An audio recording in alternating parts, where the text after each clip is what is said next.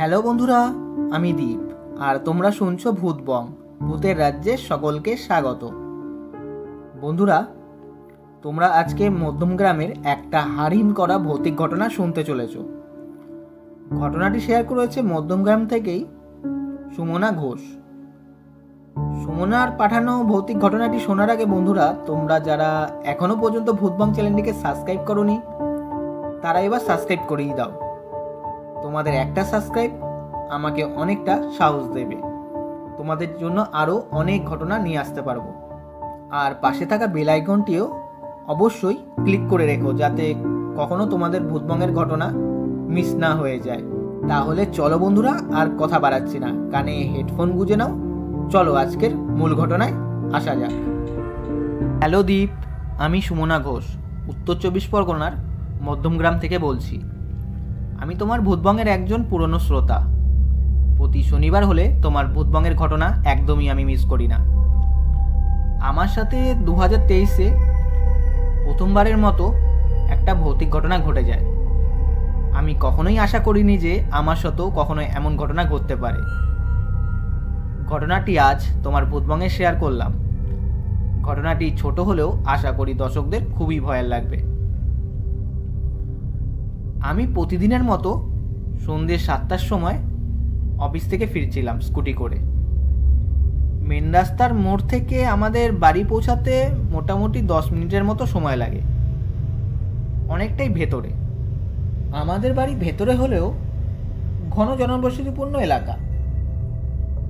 যখন আমাদের মেন রাস্তার মোড়ের কাছাকাছি আমি, তখন দেখি আশেপাশে সব দোকানপাট বন্ধ। জানি না কেন। একবার চিন্তা করি মনে কোনো ঝামেলা হয়েছে তাই বন্ধ। সকালে সব খোলা দেখে গিয়েছিলাম। যাই হোক, মেন রাস্তার মোড় থেকে আমাদের বাড়ি যাওয়ার যেই গলি, সেখানে ঢুকতে যাব, তখন দেখি মোড়ের পাশে আমাদের পাশের বাড়ির কাকিমা দাঁড়িয়ে। কাকিমাকে দেখে আমি স্কুটিটা দাঁড় করাই। জিজ্ঞাসা করি, কাকিমা একা একা কেন দাঁড়িয়ে আছো? কাকিমা বলে, দেখ না, এটিএমে গিয়েছিলাম, সব বন্ধ, বাড়ি যাব, কোনো টোটো ভেতরে যেতে যাচ্ছে না। আমি তখন বলি, ঠিক আছে, তুমি গাড়িতে ওঠো। তো কাকিমাও গাড়িতে ওঠে। কাকিমা আমি ভালোই গল্প করতে করতে যাচ্ছি। এমনিতেও কাকিমা খুব ভালো, আমার ডাক খোঁজ নিত। কাকিমা বলে, আজ মেন রাস্তাটা কেমন যেন ভয়ানক, ফাঁকা রাস্তা কেমন যেন ভয় ভয় করছিল। ভাগ্যিস তুই এসে পড়লি, তাহলে আমার কি যে হতো। কাকিমা এই কথাটা বলল। আমিও কাকিমাকে বলি, হ্যাঁ ঠিকই বলেছো, আমারও যেন আজ কেমন লাগছে, ভয় ভয় লাগছিল মেন রাস্তা দিয়ে যখন আসছিলাম। এমনিতেই দোকানপাট অফ, কেন জানি না এত তাড়াতাড়ি অফ হয়ে গেছে। এই কথাটা বলার পর থেকে না আমার কেমন একটা নেগেটিভ ফিল শুরু হলো। কাকিমা আমার কাঁধে হাত দেওয়া ছিল। হঠাৎ উনি কাঁধ থেকে পিঠ অবধি কেমনভাবে যেন হাতটা বোলাচ্ছিল।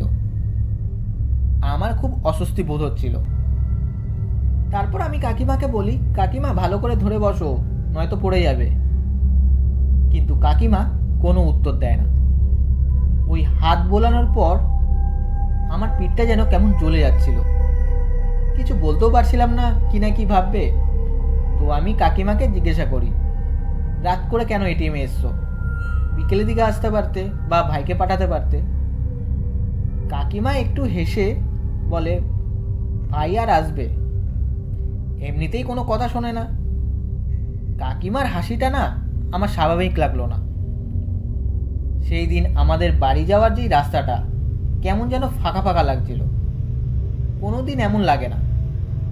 পাড়ার অনেক ছেলে পেলেও ওইরকম সময়ে দাঁড়ানো থাকতো, কিন্তু সেদিন কেউ নেই, পুরো ফাঁকা। পাড়ার কুকুরগুলো আমাকে দেখে মানে এমনভাবে চিল্লাচ্ছে, কি বলবো, মানে আমাকে চেনেই না। আমি কাকিমাকে বলি, দেখো কি হারামি, ডেকে ডেকে খেতে দেই, তার মধ্যে এমন চিল্লাচ্ছে। কাকিমা তাও কোনো উত্তর দেয় না। আমি বাড়ি থেকে 7-8টা বাড়ি দূরে দেখি আমাদের বাড়ির সামনে অনেক ভিড়। কাকিমাকে বলি, কাকিমা এত ভিড় কেন গো? কাকিমা আমার কথার কোনো উত্তর দেয় না, আমাকে বলে, তাড়াতাড়ি দাঁড়া দাঁড়া। আমি সঙ্গে সঙ্গে গাড়িটা দাঁড় করাই। দেখি কাকিমা হুট করে নেমে পড়লো। আমি জিজ্ঞাসা করি, কি হলো কাকিমা, কোথায় যাচ্ছ? কাকিমা বলে, ওই মৌয়ের মার সাথে দেখা করতে যাব। মৌ হলো আমাদের প্রতিবেশী। তো আমি কাকিমাকে নামিয়ে যেই বাড়ির গেটের সামনে যাই, আমার মা আর আশেপাশে সবাই সেখানে দাঁড়ানো ছিল। পুরো ভিড় রাস্তা। আমি মাকে যে বলতে যাব যে কি হয়েছে, দেখি ওই কাকিমার মৃতদেহ নিয়ে বেরাচ্ছে। ওই দেখে আমি নিজের মধ্যে ছিলাম না, সঙ্গে সঙ্গে সেন্সলেস হয়ে যাই। তারপর আমার আর কিছু মনে নেই।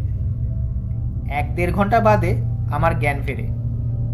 দেখি আমি আমার রুমে শুয়ে, আমার চারপাশে সবাই দাঁড়িয়ে। আমার সেন্স ফিরেছে বলে সবাই খুশি হয়। তারপর সবাই আমাকে বলে, তুই একটু কিছু খেয়ে একটু রেস্ট নে, দেখবি সব ঠিক লাগবে। বুঝতে পেরেছি কাকিমার অমন অবস্থা দেখে তুই নিতে পারিস নি। আমি উল্টো জিজ্ঞাসা করি যে কাকিমা মারা গেল কিভাবে?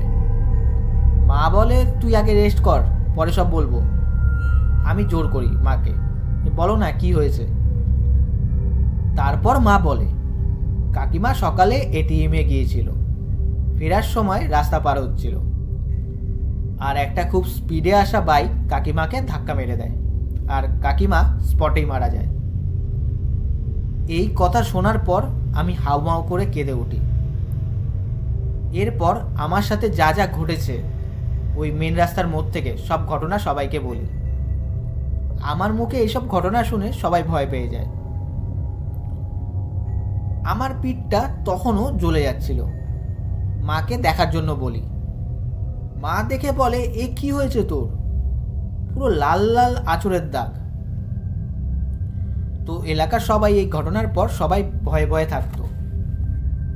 কাকিমার শ্রাদ্ধানুষ্ঠান যতদিন না হয়েছে ততদিন সন্ধ্যার পর থেকে পুরো এলাকা না কেমন ছমছম করতো, গা ভারবার হয়ে যেত। এমনকি অনেকেই কাকিমার আত্মাকেও অনেকবার দেখেছে। ওই যে মৌয়ের মা, উনি খুব ওই কাকিমার ভালো ফ্রেন্ড ছিল। ওই মৌয়ের মা ওই কাকিমাকে দেখেছে।